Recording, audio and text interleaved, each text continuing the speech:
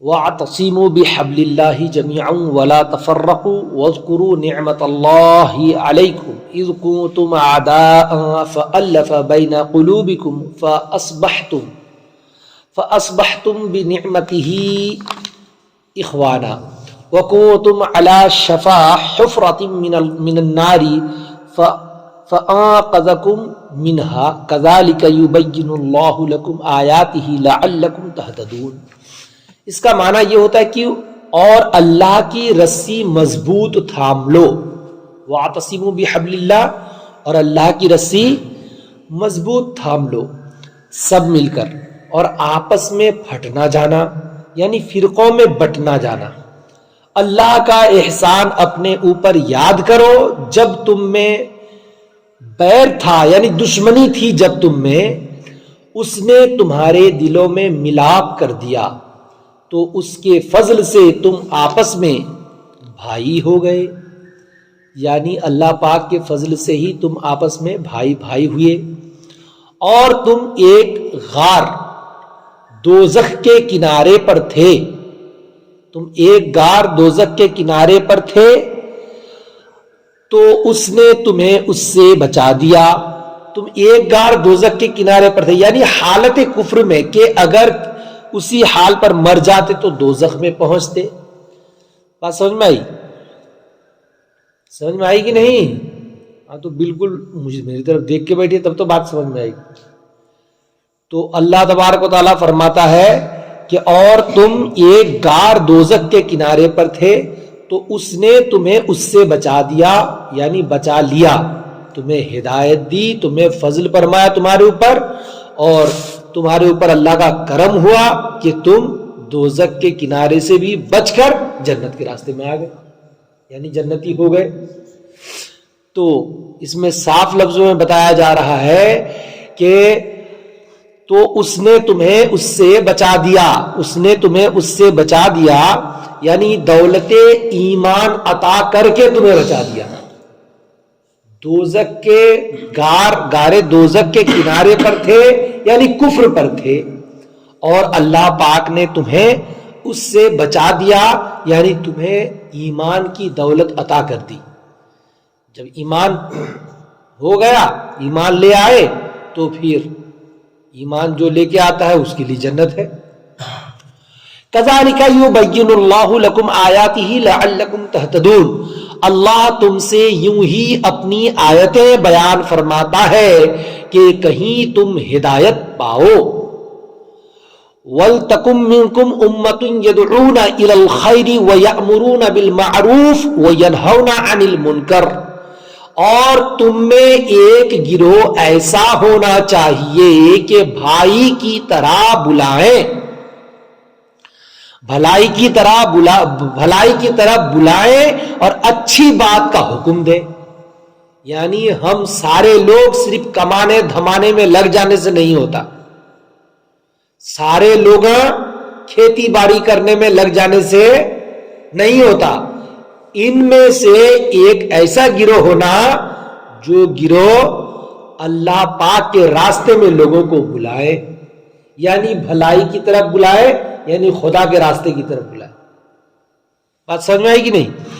تو اور تم میں ایک گروہ ایسا ہونا چاہیے کہ یدعون الی الخیر، بھلائی کی طرف بلائے، وَيَأْمُرُونَ بِالْمَعْرُوفِ، اور اچھی بات کا حکم دیں، وَيَنْهَوْنَ عَنِ الْمُنْكَرِ، اور بری سے منع کرے، یعنی بری باتوں سے منع کرے، روکے، اور اچھی باتوں کا حکم دے۔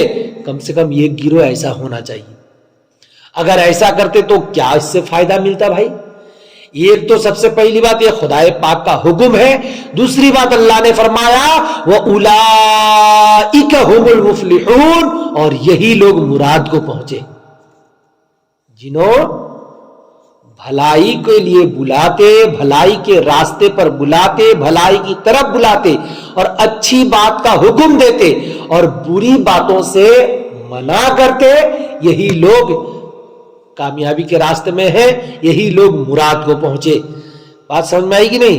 تو اس جگہ میں ایک بات یہ سمجھنی ہے کہ بری باتوں سے منع کریں، بری باتوں سے منع کرے، اس کا معنی یہ ہوتا ہے کہ اس آیت سے امر معروف و نہی منکر کی فرضیت اور اجماع کے حجت ہونے پر استدلال کیا گیا ہے۔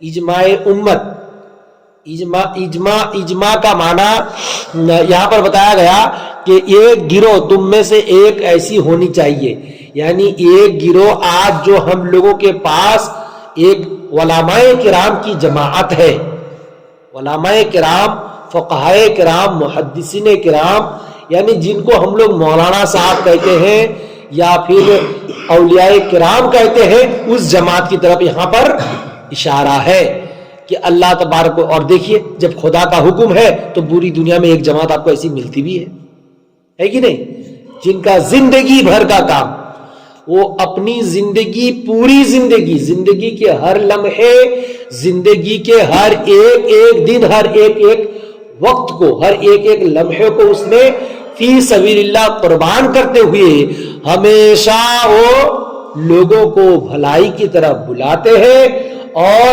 اچھے کام کا حکم دیتے ہیں، برے کاموں سے روکتے ہیں، ہمیشہ، ہے کہ نہیں؟ تو اللہ تبارک و تعالیٰ نے فرمایا تو ایسا ہوا، اور یہی لوگ مراد کو پہنچے۔ کس نے فرمایا؟ اللہ پاک نے کیا فرمایا؟ وَأُولَئِكَ هُمُ الْمُفْلِحُونَ، اور یہی لوگ مراد کو پہنچے۔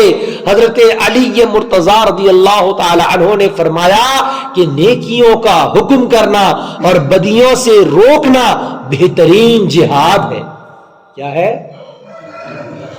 بہترین جہاد ہے، بری باتوں سے روکنا اور نیکیوں کا حکم دینا، یعنی نیکیوں کا حکم دینا یہ سب کے بس کی بات نہیں، اور بری باتوں سے روکنا یہ بھی سب کے بس کی بات نہیں ہے۔ بات سمجھ میں آئی کہ نہیں؟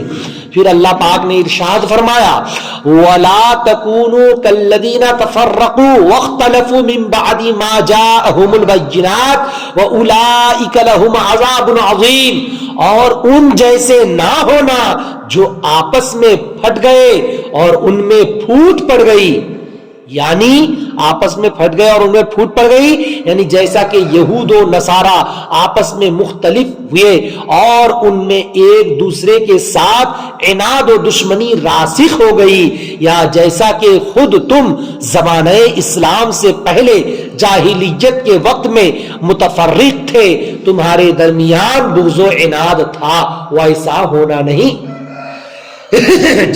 زمانہ جاہلیت میں جو کچھ آپس میں دشمنی کر لیے، اب جب اللہ کا نور آیا، یعنی کتاب قرآن شریف، ہدایت کی کتاب قرآن شریف اور حدیث شریف، حضور پاک جب سے تشریف لے آئے، اب اللہ نے فرما دیا آپس میں بٹنا نہیں، آپس میں مل جل کو رہنا۔ بات سمجھ میں آئی؟ آپس میں مل جل کو رہنا، آپس میں پھٹ نہیں جانا، بٹ نہیں جانا۔ اگر آپس میں پھٹ جاؤ گے، بٹ جاؤ گے، من بعد ما جاءہم البینات، بعد اس کے کہ روشن نشانیاں انہیں آ چکی تھی، یعنی اللہ کا حکم آ چکا تھا۔ روشن نشانیاں یعنی اللہ کی کتاب اور حضور، روشن نشانیاں آنے کے بعد اب اگر بٹ گئے تو کیا نقصان ہوتا، اور حق واضح ہو چکا تھا، اس کے بعد اگر تم بٹ گئے وَأُولَئِكَ لَهُمْ عَذَابٌ عَظِيمٌ، اور ان کے لیے بڑا عذاب ہے۔ آپس میں جنہوں بٹ جاتے یعنی پھوٹ پڑ جاتی، الگ الگ ہو جاتے، ایک ساتھ مل کو نہیں رہتے، تو پھر ان لوگوں کے لیے اللہ نے فرمایا اولئک لہم عذاب عظیم، اور ان کے لیے بڑا عذاب ہے۔ اس سے صاف پتا چلتا ہے اگر کلمہ پڑھ لیے، حضور کے کلمہ کو آپ نے پڑھ لیا، مان لیا، اقرار باللسان تصدیق بالقلب اگر تم نے کر لیا، تو پھر آپس میں ایک جٹ ہو جاؤ، ہے کہ نہیں؟ ایک جٹ ہو جانے کا حکم یہ میں اور آپ نہیں بلکہ رسول پاک کے ذریعے سے اللہ پاک فرماتا ہے کہ نہیں؟ تو آپس میں بٹ کے رہنا چاہیے، بول رہے بے شک بٹ کے رہنا چاہیے کیا مل کے رہنا چاہیے؟ اچھا گڑبڑ ہو گیا ہے، تو مل کے رہنا چاہیے آپس میں، ہے کہ نہیں؟ تو آپس میں محبت کے ساتھ سب ایک ساتھ مل کے رہنا چاہیے، اور آپس میں جو ہم لوگ الگ الگ بٹ جاتے ہیں ویسا بٹنا نہیں، آپس میں سب مل کو ایک ساتھ رہنا، یہ اللہ پاک کا حکم ہے۔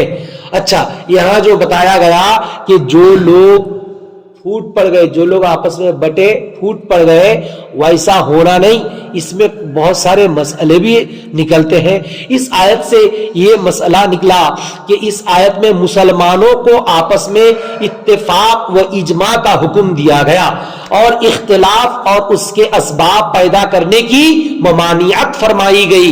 احادیث میں بھی اس کی بہت تاکیدیں وارد ہیں، اور جماعت مسلمین سے جدا ہونے کی سختی سے ممانعت فرمائی گئی ہے۔ اصل میں یعنی مسلمانوں کے جماعت میں جڑ کو رہنا، اس لیے دیکھنا ہر جگہ میں مسلمانوں کی ایک کمیٹی ہوتی ہے، جماعت ہوتی ہے، ایک ساتھ رہنے کا حکم اللہ تبارک و تعالیٰ نے دیا ہے۔ اور جو فرقہ پیدا ہوتا ہے، فرقہ میں بھی بڑھ جاتے ہیں کہ نہیں لوگ، تو جو فرقہ پیدا ہوتا ہے اس حکم کی مخالفت کر کے ہی پیدا ہوتا ہے، یعنی جنہوں فرقہ کرتے رہتے ہیں وہ فرقہ کرنے والے یہ حکم کو نہیں مانتے، اس لیے ان کا الگ فرقہ ہو جاتا ہے۔ بات سمجھ میں آئی؟ تو الگ اگر اس حکم کو اگر مان لیں گے تو ایک لا الہ الا اللہ محمد الرسول اللہ صلی اللہ علیہ وسلم پڑھنے والوں کی ایک جماعت ہوتی، پھر ہے کہ نہیں؟ پھر حضور پاک صلی اللہ علیہ وسلم کی ناموس کے لیے سارے لوگ تیار رہتے ہمیشہ، اور حضور صلی اللہ علیہ وسلم کی ناموس کی حفاظت کے لیے، ناموس رسالت کے لیے، ناموس رسالت کی حفاظت کے لیے پھر سارے مسلمان اگر ایک ہوتے، پھر کسی کے اندر ہمت نہیں ہوتی کہ ہمارے پیارے نبی اور پیارے نبی کے گھر والوں کے لیے شان میں کوئی گستاخی کر دے۔ لیکن جب آپس میں بٹ جائیں گے تو پھر کون روکنے جاتا؟ بات سمجھ میں آئے گی نہیں؟ تو آپس میں بٹنا یار، ایک ساتھ رہنا، ایک ساتھ رہنے کا حکم اللہ نے دیا۔